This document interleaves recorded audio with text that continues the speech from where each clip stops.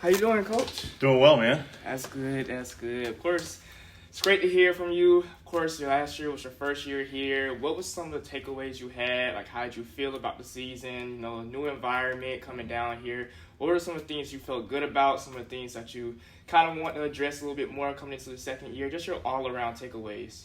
Well, it was an exciting year, roller coaster, some ups and some downs, but we definitely ended on a great note and finishing out the regular season on an 11-game win streak and getting the 5th seed in the playoffs. So, there's a lot of different things that happened throughout the seasons, this year was different because there was a Showcase Cup and then there was the regular season. So we started fresh with a new record, which I really wasn't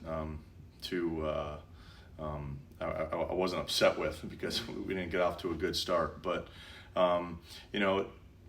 different players coming in and out, and that's normally the G League season. I've always been a part of different teams and different seasons where, the first 15 games might be totally different than the last 15 games. And that was really what our season looked like. But, a lot of the players got better throughout the year, really, took advantage of our saying of 1% better.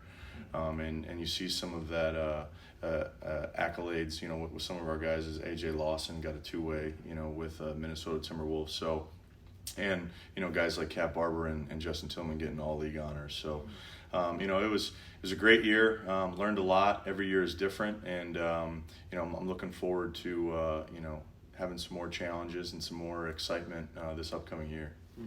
And you touched on that 11-game win streak to close out the regular season. Of course, that was a very, very major, great push to go into playoff contention and ultimately get there. What were some of those things that you were saying? You mentioned out that 1% better every day. Like, what was some of the environment and the culture as that push was going, and what you were seeing from your players for it's like, all right, we got a 3-game streak now. Oh, we're moving to 5, 6, double digits. How was that around the arena, around the facility, just around the team when that was in the midst of that? Yeah, I give credit to the players, and those guys really came together. Obviously, like I said, a lot of those guys were with us in the beginning of the year where we, didn't get a lot of W's, but it was great for those guys to really buy in to what we were trying to do. And really just play for each other. Like you said, after we won, 2 games, 3 games, like we didn't get that feeling in the beginning of the year, and that was a great feeling for us towards the end. And guys put their own personal agendas aside, and they put the team first. And you really saw it on the floor. Guys were really communicating, talking, playing for each other on the offensive end and sharing the ball. It was great to see. And it was great to coach because those guys, towards the end of the year, they just cared about winning. It didn't matter who was scoring the points, who was, doing this or doing that. It was all about getting the W at the end of the year. And, when we lost in the playoffs to Capital City, we didn't, think that was going to happen. We were just going to keep this train going. And, but it was a great year, and looking forward to having that same excitement again. Well, you have situations like that where you're getting the team to buy in to win. And buy in that it's not all about individual performances, individual points, contracts, getting called up. How do you look at, not necessarily a signing, but that leader, that team general, that team facilitator, that team guy that's like taking charge when you're not on the court, when you're not there to call the X's and O's? That player, how do you feel that trust, feel that way when it's there in that time? Of course, now Sharif was basically that player for the last 2 years for the Skyhawks, and now he been waived. We now have that, I won't say gap because another person will come and fill that, but how do you look at that when that's something that you would like to have in that back pocket being a coach? Yeah, absolutely. I always say you want to have that coach that's on the floor. I mean, I can stand on the sideline, I can call timeouts, I can call plays, but players are seeing different things out there on the floor, and I want to hear what their thoughts are and what they think that we should run or what we should do, offensively and defensively. So it's very important to have that leader, that voice on the floor. I have no problem standing on the sideline and screaming and telling what guys to be in and all that. But, I want to have the randomness, and I want to have the freedom for the players that they're not out there playing like robots, and they can play off each other. And, I always say the ball finds energy. So, if you're tired, just keep moving it. And that was one thing we really had towards the end of the year was great ball movement. We ended up, I think, 4th in the league in scoring. We were really scoring that ball, and our conditioning was great. But for leadership, with our team this past year, we had great veterans, and Cat Barber, Langston Galloway, who we attained throughout the season, and then Marcus Georges Hunt. Those guys got a ton of experience, especially in the G League and even at the pro level. So I really was putting a lot of I don't want to say pressure, but a lot of control into those guys, especially when they're out on the floor and trying to help everyone else that was playing with them. You got a chance to kind of sit back to a degree more than what you would do in the regular season in the summer league to kind of watch these players that was for the Skyhawks, but played in the summer league and got some more runs in. New players like Tyrese that came in and got his first grab of the basketball world now. How do you feel, and what takeaways did you get from watching them and now knowing what to kind of expect, what to kind of work on, chip and mold as we make our way forward to the regular season, and just taking that from the summer? Yeah, the summer league was great. It's always a great opportunity to see where the Hawks players or even Skyhawks guys that were playing with us in the summer league, how they've grown and how they've gotten better. And summer league's always kind of the first kickoff to the season, I think. And unfortunately, Jalen didn't play. I was really looking forward, for Jalen to get out there and play some more games and some more minutes. And AJ, obviously being our first round pick, saw him work out, and then had a little injury during the stretch where he couldn't play, so that was unfortunate. But guys like Tyrese and coming in here, I mean, it's a lot of pressure on these guys, and I've been through a lot of different summer leagues. I've coached a lot of summer leagues, but these players, it's a lot on their minds, and he did a great job. At first, the nerves, getting those nerves out a little bit, and he started playing really well and just kind of playing freely, and his ability to get to the basket, Tyrese, and rebound and handle it and kind of take that ISO and try to get a bucket is great. I love his athleticism. He's just going to continue to get better, and he's just got to be a sponge and try to learn the NBA game every single day, and he's doing it right now with the workouts this past week. So looking forward to seeing what he can do in a Hawks uniform, and hopefully maybe even a Skyhawks uniform, and helping us get some W's this upcoming season. Definitely. I definitely believe we'll see him in both areas and just developing, getting his game more as he makes his way, but also getting to the pros and just putting that name to faces for all of those guys that's waiting for him. Second round pick. Tyrese has a name coming from UConn. Just a lot of excitement for him. So very looking forward to seeing how you develop him, how we develop him, and seeing how he comes through. Segueing from the players to the coaches, your philosophy on the court, right? It's no shy that you are a winning coach. It's no shy that you find a magic for success where you go.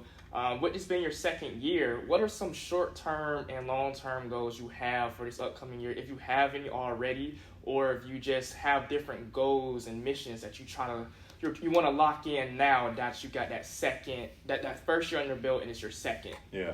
Like I said before, every year is different. Different players, and then even this past year, this was a brand new staff for me. Having four new coaches, and even just a new environment for me, because I was always used to being in Fort Wayne when I was the head coach there for 5 years. But the familiarity with the staff. Right now everyone's coming back, and knowing what the facilities are like, and what kind of the communication and the cohesiveness with the front office has been. We're just gonna really keep going right where we left off. In the beginning of the year, this past year, we didn't get off to a good start. We didn't win a lot of games early on. So really having that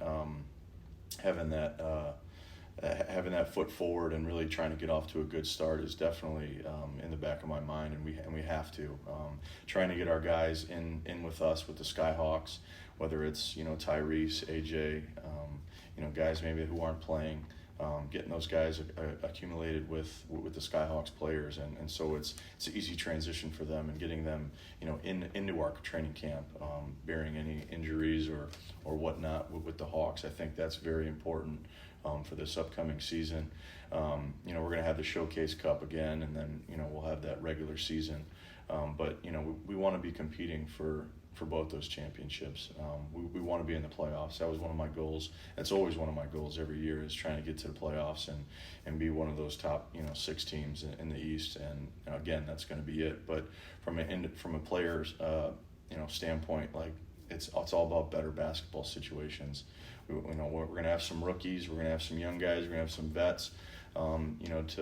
To integrate into our roster, and those guys got to get better every single day, and hopefully throughout the year and after the year, after the season's over, those guys are put in some better basketball situations where they can make some more money, they can get an invite to free agent camp, summer league, or even go overseas and try to play over there. So that's always a goal for mine, but this upcoming season we want to definitely get off to a good start early on and continue that throughout the course of the year, even though there's going to be probably some roster changes and some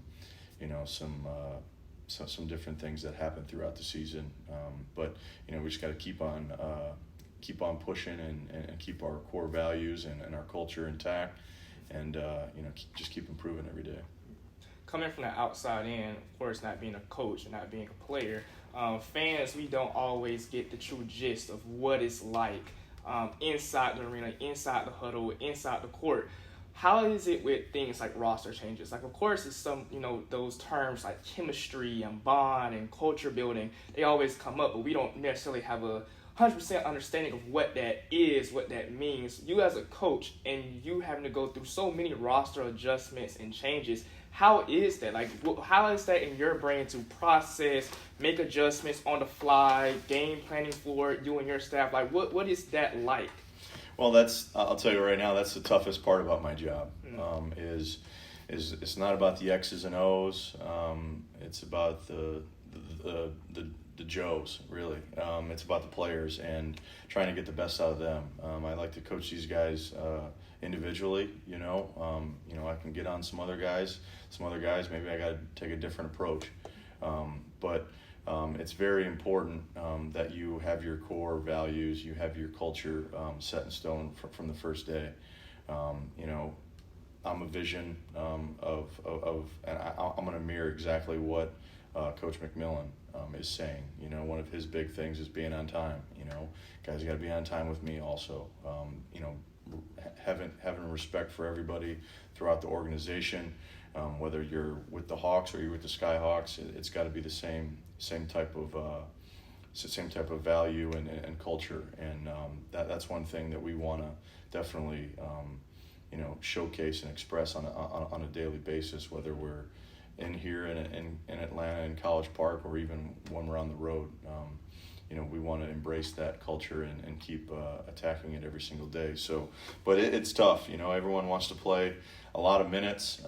Everyone wants to shoot the ball, this and that. Sacrifice is huge. Coach talks about it. I talk about it. Everyone thinks that when you're down in the in the G League, you need to score points. Well, that's not necessarily the case. You got to be a good human being. You got to be able to compete every single day and try to help the team win. Those things that are every day, and we're going to hold those guys accountable for that. One thing that you mentioned before that just keeps ringing in my head, because I'm a UGA fan, love Kirby Smart, and one of his mottos is chop wood, and it's just about what you were saying of just getting 1% better every day. So with that being said, I understand that's a challenge of coach. You have so many goals. They can, like I said, short term, long term, and you strive to get to that checkpoint. It's not about all, NBA 82 games. It's not about all 82 games maybe for that first quarter. And then that first quarter to all-star break, halftime. Now let's reset, get ready for second half stint. With that being said, when you go through these moments and these challenges, what is it for you? Because the players have you. The players can come to you to ask questions. They can come to you to figure out what's wrong, figure out what they can adjust. Who is that for you? Who is that go to? All right, this is stressing me out. I don't know how to handle this. This is a big hump in the road. How do I figure it out? Is that just staff? Is that outside entities that you can call on? How does that look like for you? Well, I'm not saying that I know everything, but I do have some great experience of being a head coach, and I think I have the longest tenure of being a G League head coach. So I've been in a lot of different situations, and I kind of got to go back on, when I was in maybe a similar situation, how did I approach that, and how did I execute that? And you don't want to make the same mistakes twice. I mean, I've always said that, but the Hawks coaches, my staff, our front office with Tori and Ty, our communication is great. We want to continue to communicate on a daily basis and just expressing, what we're feeling. And I got no problem with asking my staff what their thoughts are if there's an issue, or if there's something that we need to, address, and getting their take on it. And also the Hawks coaches. Obviously Coach Nate and I are close. We've been together for a number of years. Coach's phone is always open for me. Obviously I want to respect his time, and I don't like to call him on game days and all that, because I kind of know his routine. But he'll always get back to me, and he'll always kind of give me his thoughts and everything. If there's anybody that I definitely need to run something by and just kind of get their 2 cents on anything. It could be about offense, defense, be off the court, on the court. Anything, travel, whatever. That's the great thing, is when you surround yourself with great people and people that you love working with and respect, and you're going to take their, whatever they say seriously. Pivoting a little bit, you have your brother Mike, who is also involved in the NBA, Cleveland Cavaliers in your home state, Ohio. How is that like, just having an environment of basketball to the highest degree for you guys together? Just, of course, basketball been in your life since you've been, young, and continuing that every day, but also having a brother that's also involved. How is that like, just doing everything, just calling that relationship? Like what are some of the stories, some of the moments you guys share with having that bond? Yeah, it's great. It's interesting. Everyone's, like Mike and Steve, I didn't know that was your brother. I hear that a lot. And Mike's obviously, front office. I'm on the basketball, I'm on the coaching side. So kind of really fits our personalities, to be honest with you. But I always ask Mike for his advice and his thoughts on certain things. Obviously I'm with the Hawks, he's with the Cavs. Try to keep it business and really not talk about the things that we're doing. He's not talking about what they're doing and all that. But he's a great resource, and especially things that I might want to bring up, and hey, is this a good idea, or how would you react to this, or what do you look for in a coach? What are some questions that you interview for a head job? And he's part of those. He's part of those. He's part of that process. With coaches and players. So things to do, things to not do. It's great. Like I said, he's my brother, he's my big bro, and his phone is always open. I'm the godfather of his daughter, and it's a great brother to have, and just the fact that he's in a front office role and as a GM of one of the NBA teams, it's kind of a dream come true for him and for our family, to work for the team that you grew up watching when you were a kid, and we got a great relationship, and we're going to continue to help each other and keep pushing each other. You said that the roles both fit you guys. What is it about you where you fit more with a coach? You fit more with, you want to be hands-on? Is it because you had that prior history as a player and you just like being hands-on and engaging? What are some of those attributes that you think make that happen? Yeah, I think as a coach, I like the power. I like the control. I like being the head guy. I'm not afraid of making mistakes. I'm going to make mistakes. I'm not afraid of owning those mistakes. I like having the final say, like I said, and I like being kind of the head of the snake, and being up there and expressing what I want the guys to do, what the staff to do, and kind of organizing that.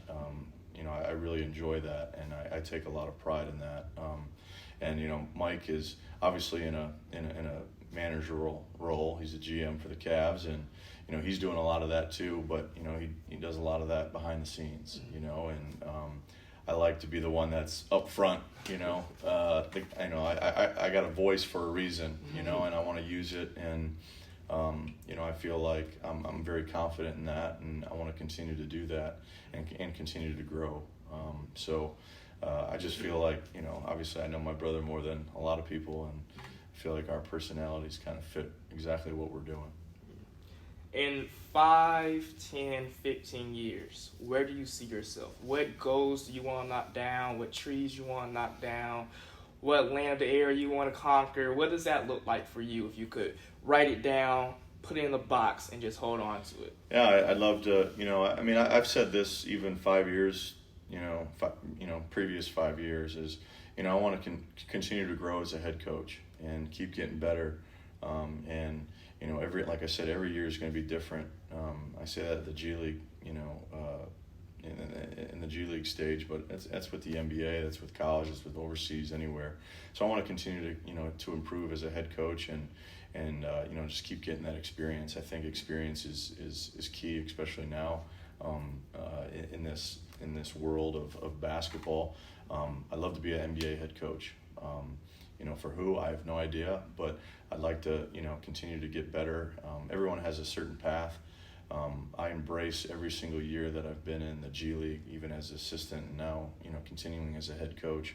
I'm not in a hurry, I need to be in the NBA or anything like that. I feel like my path is my path, and I want to continue to get better. And me being a head coach and making those decisions, I think will only help me in the long run. So 5, 10 years, I'd love to be in the NBA and being a head coach and getting to the playoffs, maybe winning a championship and, just being part of it. But I want the highest level of basketball for myself, and just want to continue to get better.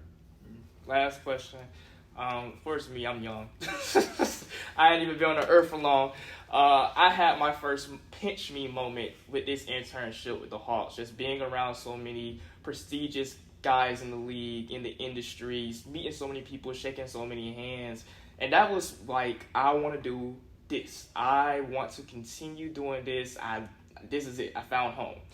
What was that moment for you? Like, what, if you can reflect, and maybe it could be multiple, maybe it hasn't been that true pinch me moment yet, but what is it, or what would you think it would be for you? Well, I just right off the top of my head, I think of two incidents. One, when I was the first in my first season as a head coach with Fort Wayne. Larry Bird was our president of basketball operations for the Pacers, and he drove 2.5 hours to come down to Fort Wayne and to watch my first practice as a head coach. And he stayed that entire 3.5. It was like 3 hours and 15-minute practice, because we didn't do 2 a days. We just did one long one. And he was there the entire time and came up to me after and said, "Hey man, you did a hell of a job, very organized, and liked how you involved your coaches." And after that, I was like, wow, this was awesome. This is one of the best players to ever play the game. And the fact that he drove 2.5 hours to come watch me in our first practice, that was kind of a wow moment for me. And that just gave me more confidence, and just wanted to continue to get better. And then throughout the year he came to a couple games too, and we actually played really well in those games, so that obviously helped. And it was just cool to see a guy of his leadership, and everyone knows him as a player, but having him and having his just back for myself was huge. Another incident was, just with Coach Mack. A lot of the times in Indy, I mean, this past year was different because of COVID, but in Indy, I was always allowed to, he invited me into his office, and we talked, right after the game, and just, all right, what could we have done better? And even halftime, going into the office when we were in the playoffs in the Cavs, and, talking about, hey, should we have done this? Should we have done that? Like, those are some things that people dream about doing, and this is the playoffs. These are big time moments, and just really, love that stuff and embrace that, and I want more of that, and I really feel like I could help, coach in those situations, and that's what really, like, hey man, I want more of that, and that's what drives me. So it's not, I want to say it's like a wow kind of moment, but those things, like, hey man, those get me going, and I want more of that.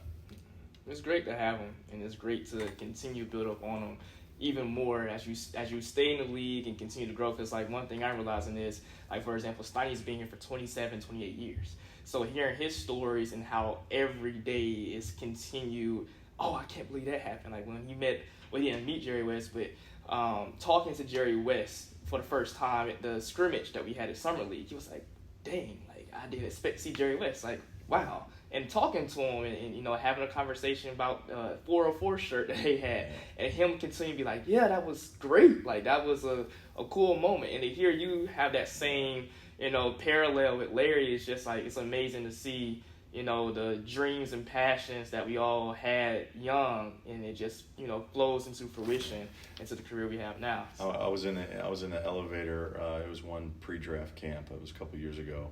It was when Magic was still working with the Lakers, and it was myself, Larry Bird, Jerry West, and Magic Johnson all in the same elevator.